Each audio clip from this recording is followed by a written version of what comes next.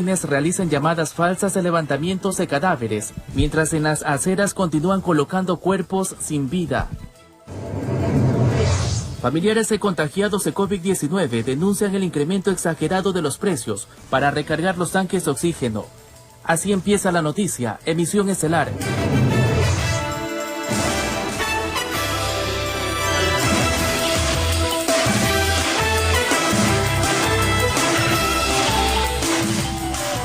Amigos televidentes, buenas noches, gracias por acompañarnos a la emisión estelar de su informativo La Noticia, hoy miércoles 8 de abril del 2020. Les tenemos la completa información de lo que ha ocurrido en el país y el mundo por la pandemia del coronavirus. Así empezamos.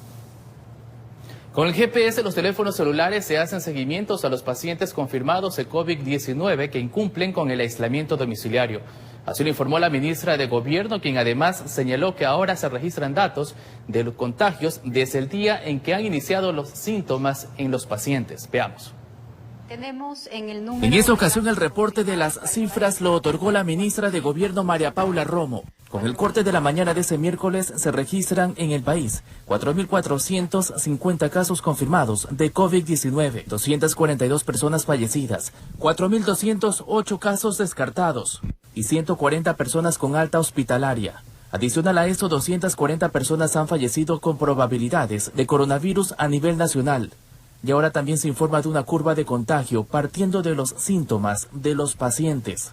De lo contrario, podríamos tener una distorsión en el dato porque va a aparecer un día de muchísimos resultados positivos, el día de la entrega de la prueba, y no tenemos la información de cómo se está comportando la pandemia si es que lo miramos solamente ahí. Hago esta advertencia porque hemos triplicado la capacidad de hacer pruebas en el país. Como podemos ver en los mapas, hay provincias en donde probablemente ya se ha alcanzado esa parte más alta y hay provincias en donde todavía los contagios no han empezado. Por eso nadie puede confiarse. Además, la funcionaria resaltó que la próxima semana se cumplen 28 días de la medida de aislamiento y restricción de movilidad y que de aplicarse la semaforización, habrán provincias en que este sistema será extendido.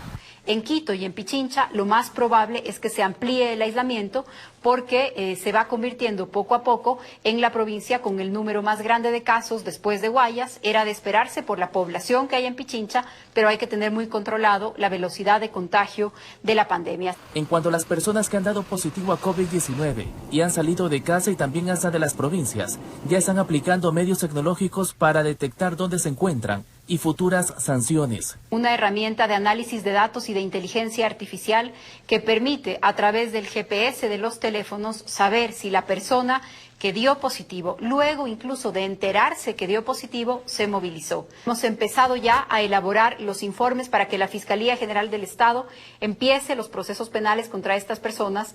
En un principio podrían incluso tener 3 años de cárcel. El delito es incumplimiento de orden legítima de autoridad competente. Informó Charlie Pisa.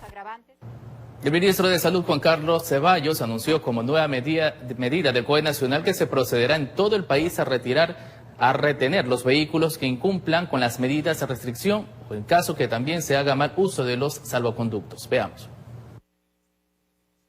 El día de ayer, el Comité de Operaciones de Emergencias COE a nivel nacional tomó nuevas decisiones que deben ser observadas por la ciudadanía. Esta es una lucha que nos involucra a todos. El uso obligatorio de mascarillas a nivel comunitario. La restricción de circulación de personas con COVID-19 hasta que se recuperen. Estos aspectos estarán normados por los GATS municipales a partir del día de hoy. Se retienen además los vehículos cuyos conductores incumplan con el toque de queda, violen la restricción de circulación y den un mal uso al salvoconducto. Actuemos con responsabilidad, queridos ecuatorianos. La Fiscalía General del Estado abrió una investigación previa por presunta concusión ante los cobros indebidos de personal en hospitales públicos a cambio de entregar cuerpos de los fallecidos por COVID-19. La denuncia fue presentada por el líder de la Fuerza de Tarea Conjunta Guayas, Jorge Guatec, por pedido del presidente de la República, Lenín Moreno, tras conocer de varios casos reportados por los perjudicados. Guatec indicó en su cuenta de Twitter que actuarán con todo el rigor de la ley ante los casos de negligencia o corrupción en hospitales, mientras que el primer mandatario resaltó que no permitiremos que nadie sea sepultado sin su identificación que son hermanos que merecen un adiós con dignidad.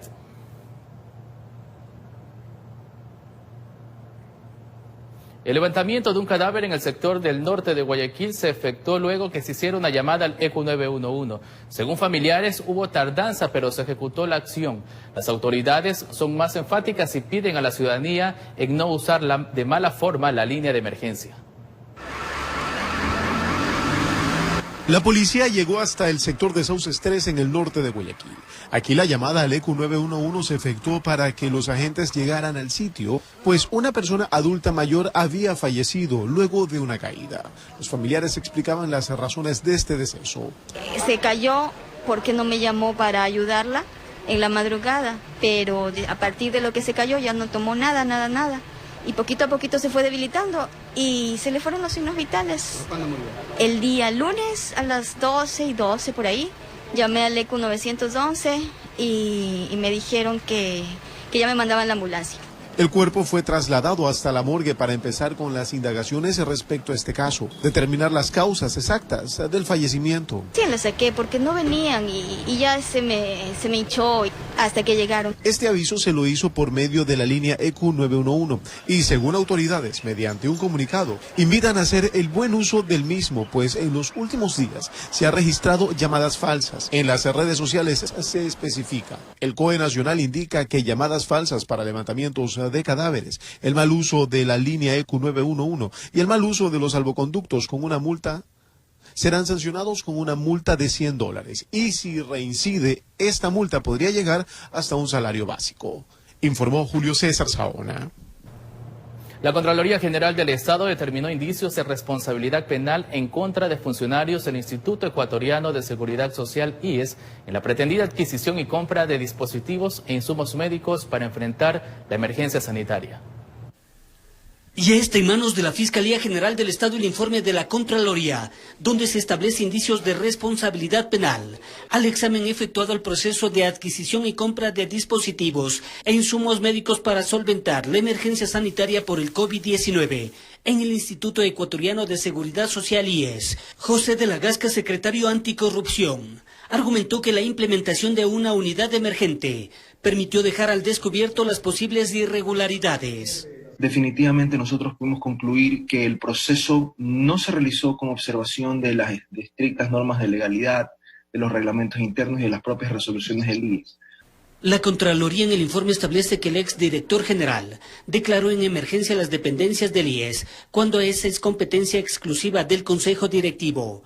Esto para luego suscribir una orden de compra por $9.4 millones, excediendo sus atribuciones para aprobar gasto, puesto que la norma le autoriza contrataciones de hasta 7 millones en ese nivel jerárquico.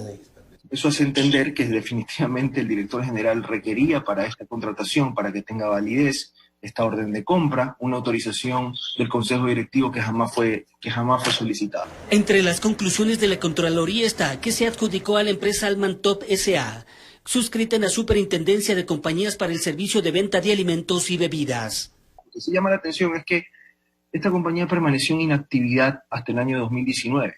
Durante los 6 últimos años no tenía ningún pago de impuestos por ninguna actividad económica. Y se reactiva recién en septiembre de 2019 y empieza a realizar contrataciones, lo que detectamos una sola en este año. Observándose que el precio fue superior a lo pagado por otras entidades públicas, registrándose en la mascarilla tipo N95, una diferencia del 400%, en la mascarilla quirúrgica elástico del 100%, en guantes de látex mediano, 253%, y guante grande, 81%. Las pantallas faciales, protectores oculares, en el mercado tienen un costo de 0,23 centavos y fueron cotizadas en $21,53, un aumento de 9.259%. En este caso estarían vinculados el exdirector general del IES, la exdirectora nacional del Servicio Corporativo y la ex subdirectora nacional de Contratación Pública, entre otros funcionarios. El contrato, a pesar que se adjudicó, no se concretó por la denuncia, informó Héctor Romero. Y se plantean estrategias para que los jóvenes no pierdan clases debido a la emergencia sanitaria que vive el país. Autoridades de educación informaron respecto a las decisiones adoptadas. Ante la amenaza del COVID-19, autoridades de educación por medio de las ruedas de prensa virtuales se manifestaron respecto al año lectivo tanto en la región costa y sierra y los planes que se delimitaron para evitar que los jóvenes pierdan clases, más aún conocimiento. En ese sentido hemos dado algunas alternativas, claro. Hemos viabilizado la plataforma, televisión, radio y todos los mecanismos que tenemos disponibles para la ciudadanía para poder continuar con el servicio educativo. Para el régimen sierra, ratificar que durante todo el mes de abril se encuentran suspendidas las clases. A partir del 4 de mayo, tal cual lo ha anunciado la ministra, retomamos el cronograma escolar, por supuesto de manera virtual. En el caso del régimen costa, también se plantean las estrategias para sobrellevar las clases en tiempos de coronavirus. Para el tema del inicio de clases en el régimen costa, de igual manera, por medios virtuales, siempre se consideró y lo seguimos ratificando. Lo que buscamos es simplemente que los chicos se mantengan conectados. Para el inicio de clase costa hemos pedido que no se solicite la compra de útiles escolares ni hay ninguno de los sostenimientos.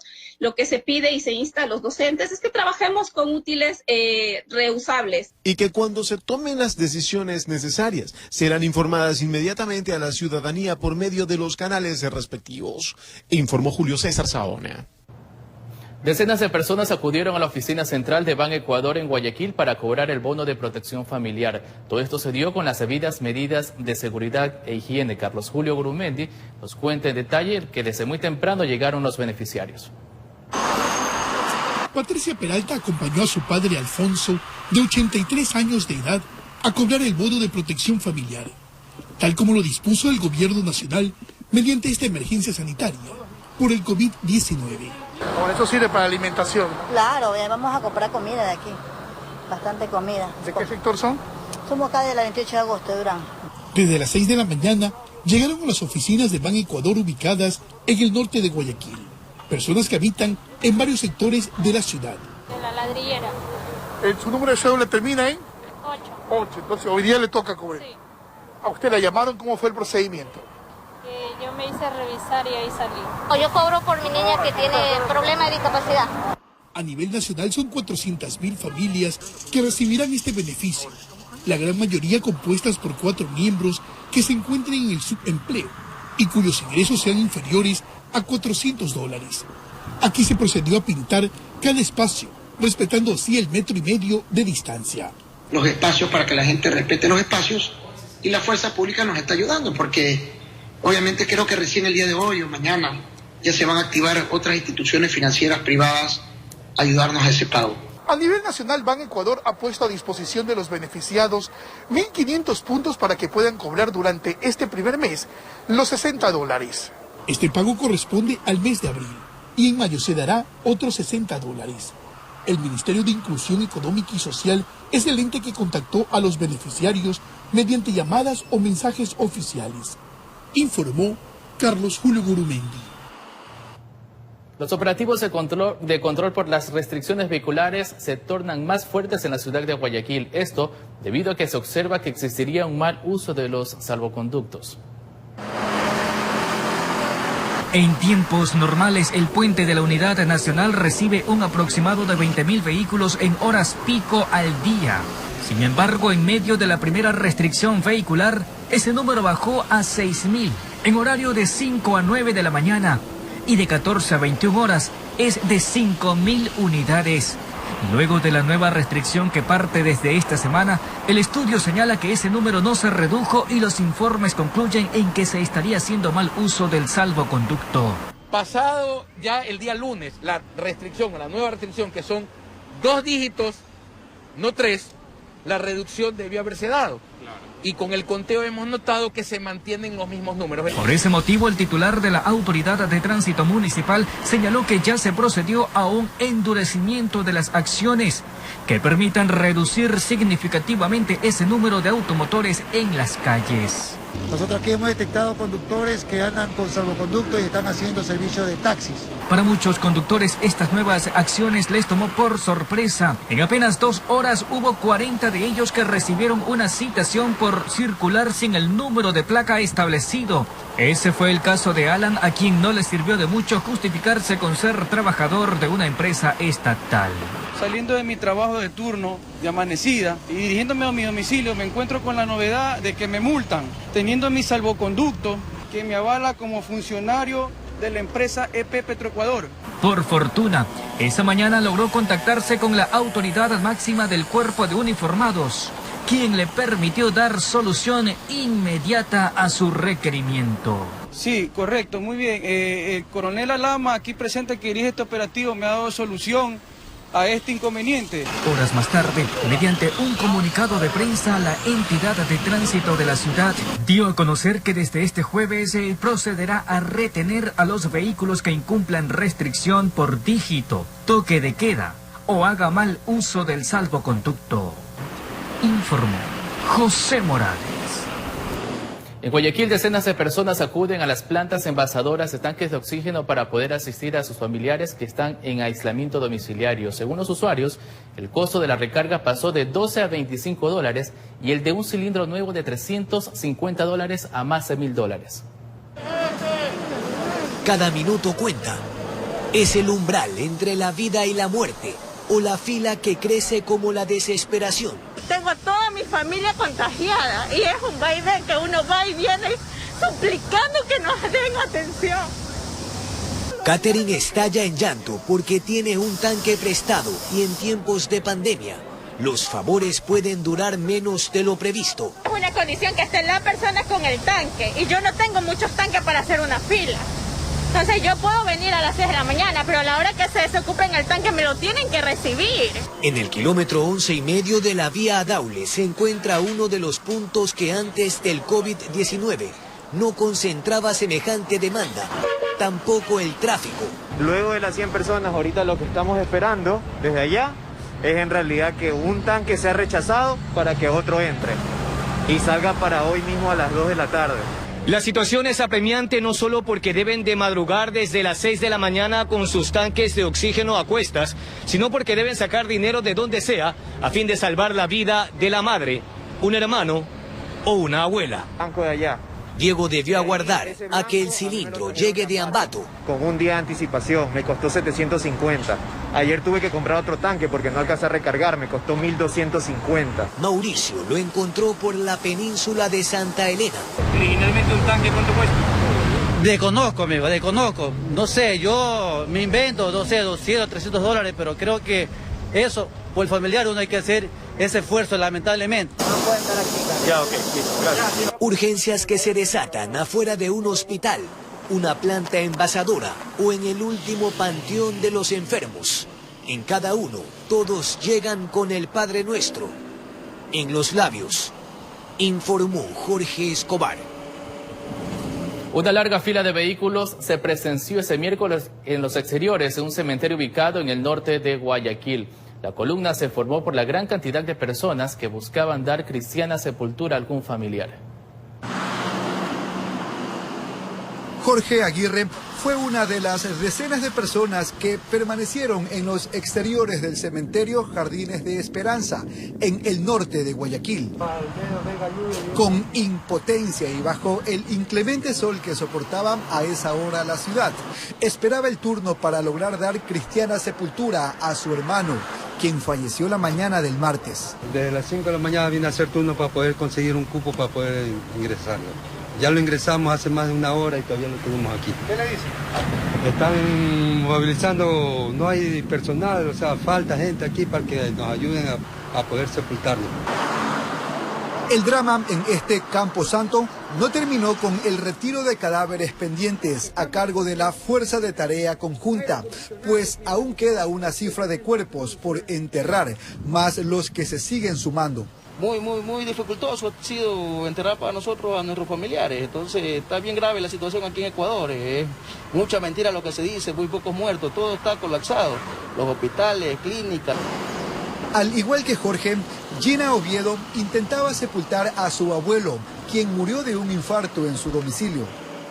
Nos cuenta que su ser querido llevaba 2 meses convaleciendo. Y no se lo podía llevar al doctor porque no queríamos que se contagiara, pero igual la enfermedad se lo llevó. Mi primo estuvo toda la madrugada haciendo fila con mi hermano para poderle dar un turno y todavía estamos esperando aquí. Por el momento están restringidos los actos fúnebres. Entre tanto, familiares de los occisos señalan que solo se está permitiendo el ingreso de 2 personas por entierro. Informó Jorge Salazar.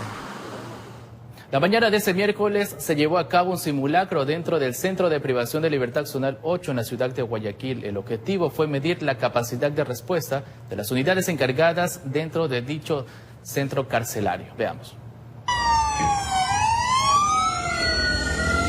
Desde tempranas horas, los uniformados empezaron a tomarse los exteriores de la conocida como Cárcel Nueva de Guayaquil. En los alrededores, la ciudadanía observó con temor al creer que realmente se trataba de una fuga de reos. Para prevenir, en todo caso, cualquier intento de amotinamiento, cualquier intento de fuga. Esto es algo que se realiza de manera continua, de manera permanente, y en este caso, dentro de la emergencia, es un operativo que se ha realizado dentro de la unidad de tarea conjunta, también con el apoyo de Fuerzas Armadas, quienes tienen el control externo, y nosotros como Policía Nacional tenemos el 100% de responsabilidad de mantener el orden y mantener la calma dentro de los centros penitenciarios. El objetivo de la diligencia cumplida durante esa mañana fue la de conocer de cerca la capacidad de reacción por parte de los uniformados que participaron de esa jornada, a fin de permanecer atentos a futuras novedades. Aquí están todas las unidades élites y tácticas de la Policía Nacional, está el GIR, está el GO, está el GEMA, tenemos también la caballería montada, tenemos todas las unidades policiales, sobre todo trabajando las unidades de inteligencia, quienes nos alertan la posibilidad de cualquier evento dentro de los centros penitenciarios. En este momento participaron alrededor de 600 uniformados por parte de la Policía Nacional y alrededor de 300 de parte de Fuerzas Armadas. Informó José Morales. Dada la emergencia sanitaria por el COVID-19, la campaña de cambio de domicilio como parte de las elecciones del 2021, prevista desde el 5 de mayo, ya no se desarrollará en espacios públicos. El Consejo Nacional Electoral, CNE, propone que se haga a través de Internet. El Consejo Nacional Electoral, CNE, no quiere perder tiempo en la coordinación de las elecciones del 2021. Los plenos virtuales serían la alternativa, pero para eso deben aprobar una normativa, reglamento o resolución que les faculte actuar de esa manera, con un marco legal definido, recalca el consejero José Cabrera. De tal manera que en las resoluciones que tomemos con esta modalidad sean valederas. Ahí se deberán definir los reglamentos tras las reformas al Código de la Democracia, lo que pondría el punto de partida para el consejero Luis Verde Soto. Exageradas 49 reglamentos. Les apura el calendario electoral para el 5 de mayo. Ya tiene que estar funcionando la campaña de cambio de domicilio. Las mesas que salían a los sitios de mayor afluencia, centros comerciales, universidades, etcétera. Eso vemos que no va a ser posible. Entonces las dos opciones que estamos barajando es la una, es a través de la página web. Otra opción es que se mantengan los cambios de domicilio que se hicieron para el 2019. Sin duda, el análisis del presupuesto electoral centra la atención. En una primera instancia se hablaba de 145.2 millones de dólares, pero por la emergencia sanitaria podría bajar a 121,3 millones. Verde Soto está seguro que se puede apretar aún más del bolsillo. Es una reducción de 55 millones, bajar a 90 millones. Además, la posibilidad de prorrogar el proceso electoral es algo que ha centrado la atención de la colectividad. Lo que tiene que hacerse es acortar el periodo electoral. Implica tener menores gastos durante el periodo electoral, una campaña más corta, menores gastos tanto en CNE como y fundamentalmente en los partidos políticos. Y no podemos irnos en contra es de la Constitución, que dice que el 14 de mayo del año de las elecciones se posesionan asambleístas y igual el tema de presidente o presidenta de la República el 24 de mayo. Entre tanto, los electores a la espera de una respuesta, informó Héctor Romero. La Corporación Financiera Nacional entregará 50 millones de dólares en créditos para 500 pequeñas y medianas empresas nacionales afectadas por la paralización de sus actividades tras la emergencia sanitaria. Así lo sostuvo el titular de esta entidad, Juan Carlos Jácome. La paralización de las actividades a causa de la emergencia sanitaria empieza a pasar factura, pues hay pequeños y medianos negocios que desde mediados de marzo en todo el país no pueden abrir. Frente a ello, el titular de la Corporación Financiera Nacional anunció créditos rápidos para las pequeñas y medianas empresas, pymes nacionales. 50 millones de dólares, y esos millones de dólares van a ser, digamos, canalizados de alguna manera mediante crédito a todos los pequeños y medianos empresarios del país. Juan Carlos Jácome, titular de la entidad, manifiesta que serán al menos 500 empresas las beneficiadas del crédito Pyme Express CFN Vies, cuyo rango de préstamo alcanzaría hasta los $100.000. Como los rangos de crédito van entre $25.000 y $100.000 en promedio, podríamos estar hablando de que 500 operaciones de crédito son las que podríamos, digamos, que lograr a otorgar en este momento. A este crédito podrán acceder únicamente las empresas que facturen desde $84.000 hasta $1 millón al año. Hasta el momento existen 497 aplicaciones de crédito y la CFN iniciará con un proceso de verificación crediticia. Una condicionante importante en este crédito es esa, mantener los empleos, ¿sí?, para poder que el día de mañana no tenga ninguna consecuencia con nosotros una vez que haya obtenido el recurso. Si usted desea acceder a este crédito o desea mayor información al respecto, tiene que digitar www.cfn.fin.es. No es necesario que acuda directamente a las oficinas de la entidad. Informó Marilyn Jaramillo. Es momento de un corte comercial. Ya regresamos con más información nacional e internacional sobre la pandemia.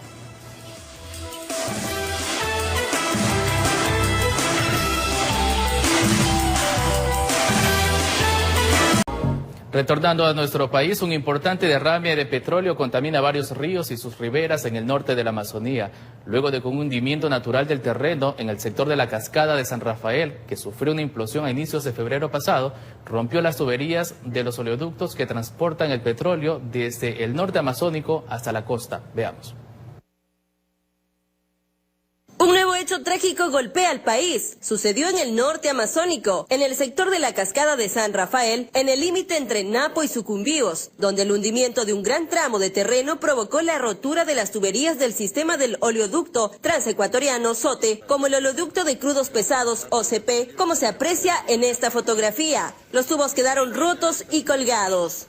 Esto provocó el derrame de una gran cantidad de petróleo que aún no se ha cuantificado oficialmente, que contaminó las aguas del río Coca. El día de hoy visitamos las comunidades de Dashino, de Pandayacu, el sector de playas del río Coca, y es triste, es lamentable ver cómo el derrame del petróleo que se produjo por la ruptura del SOTE está causando consecuencias desastrosas, la muerte de peces, y la preocupación viene de los habitantes de estas comunidades. Gente de las riberas de este tributario del río Napo difundieron imágenes del derrame en las redes sociales. El nivel de contaminación generado por este hecho es bastante alto, que privará a muchas de las familias ribereñas de una de sus fuentes de alimentación, la pesca. Vivían de la caza, vivían de la pesca, y ante estos hechos pues realmente están muy alarmados, muy preocupados. Tras conocer de este siniestro, se cerraron las válvulas, pero hasta que ello suceda, gran cantidad de crudo se vertió al río.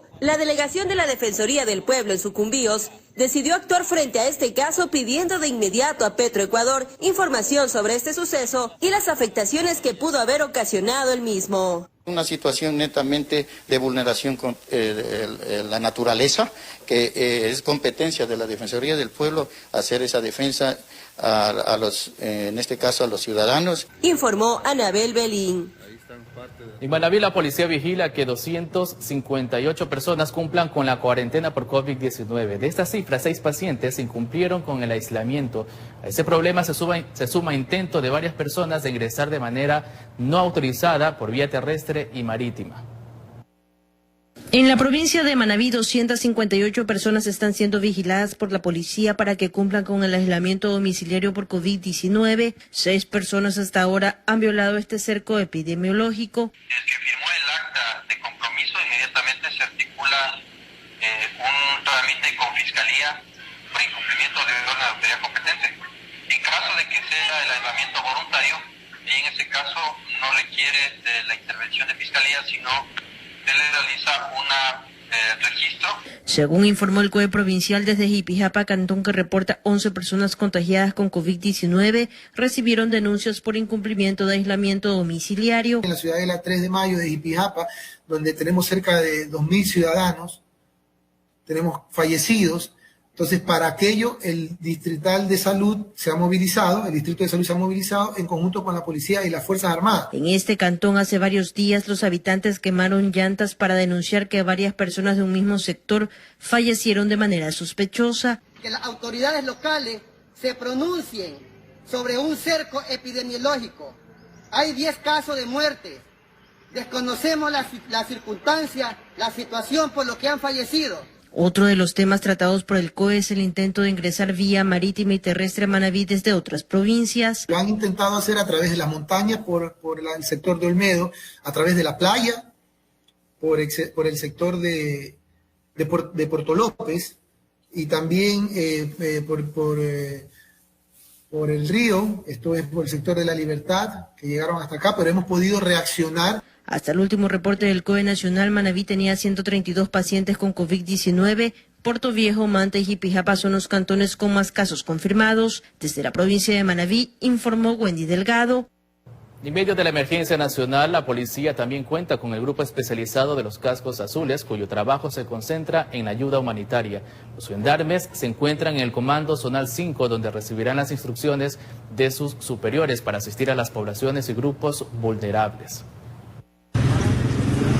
Son 20 cascos azules de la Policía Nacional que llegaron al Cantón San Francisco de Milagro, en Guayas. Su consigna principal, asistir a grupos vulnerables. Alimentación en temas de cuidados médicos, en coordinación con el Ministerio de Salud Pública, también la implementación de albergues. Estos grupos especiales dan asistencia humanitaria de manera exclusiva en tiempos de conflictos bélicos. Pero hoy, el enemigo es biológico. Esos lugares de mayor y extrema pobreza, donde la ayuda de las diferentes entidades, empresas, autoridades, entregar a estos ciudadanos y a estas personas que lo requieran y de alguna manera aliviar el sufrimiento de ellos. Por su parte, el comandante Zonal 5 destacó el aporte de este escuadrón altruista, mientras ellos siguen controlando el toque de queda en las calles. Porque todo está orientado a salvar las vidas de las personas, ¿no? A evitar la propagación del virus, del COVID-19. Pero el coronavirus también ha tocado las filas policiales, con 10 bajas en los últimos días. Muy dolidos nosotros como institución también por estos compañeros policías y nos estamos preparando para seguir trabajando del lado de la ciudadanía. El COVID-19 tiene más de un frente abierto y una guerra social sin cuartel declarada, informó Jorge Escobar.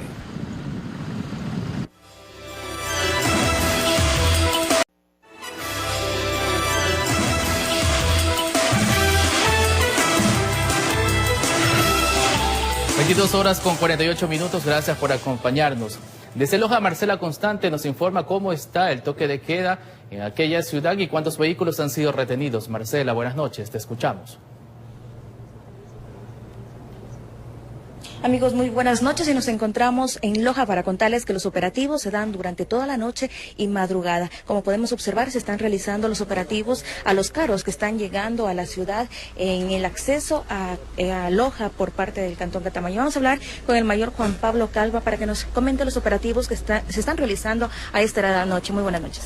Gracias, muy buenas noches. Realmente un agradecimiento a ustedes, los medios periodísticos que nos permiten poder informar de las labores policiales, militares y UCOT que están realizando en la ciudad de Loja.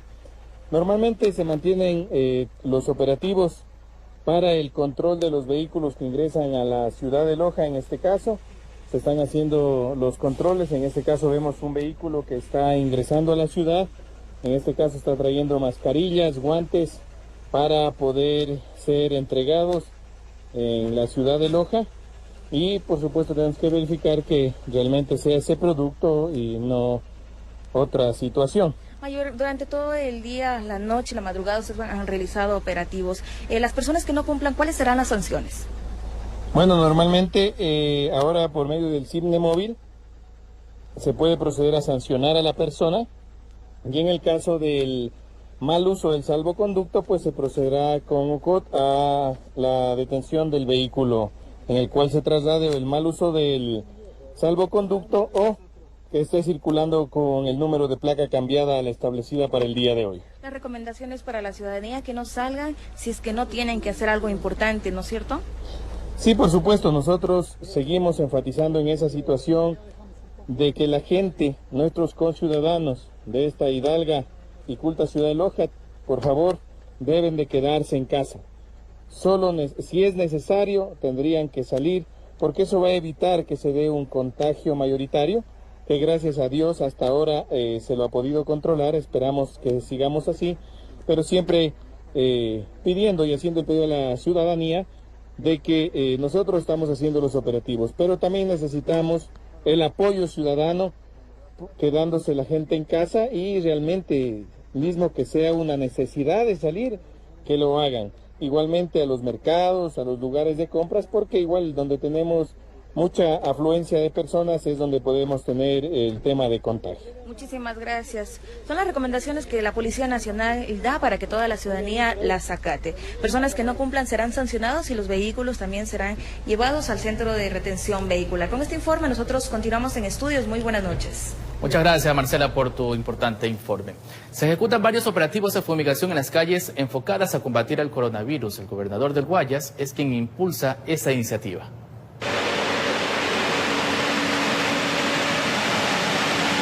Son distintos los operativos de fumigación que se llevan a cabo en la ciudad de Guayaquil y otros puntos de la provincia del Guayas. La idea es que las distintas arterias principales estén libres del virus. El gobernador del Guayas, Pedro Pablo Duarte, dio detalles de lo que se está haciendo. Vamos a permanecer en Guayaquil el tiempo que sea necesario, fumigando sobre todos los lugares donde hay mayor paso vehicular y sobre todo de personas, ¿no es cierto? Y vamos a permanecer con 5 tanquetas como la que usted puede observar en diferentes puntos de la provincia y sobre todo de Guayaquil. Asimismo aseguró que las fumigaciones se hacen de manera periódica. Ya tienen establecidos los lugares en donde con más frecuencia se llevan a cabo este tipo de acciones. Todos los días en la noche los expertos recomiendan que la fumigación debe hacerse en la noche, por eso que iniciamos a esta hora. Va a ser durante todos los días el tiempo que sea necesario. Luego vamos a trasladarnos a los cantones donde hay mayores casos, como por ejemplo Milagro. La emergencia sanitaria ha hecho que se delimiten estrategias por parte de las autoridades para evitar que el COVID-19 se siga expandiendo, informó Julio César Saona.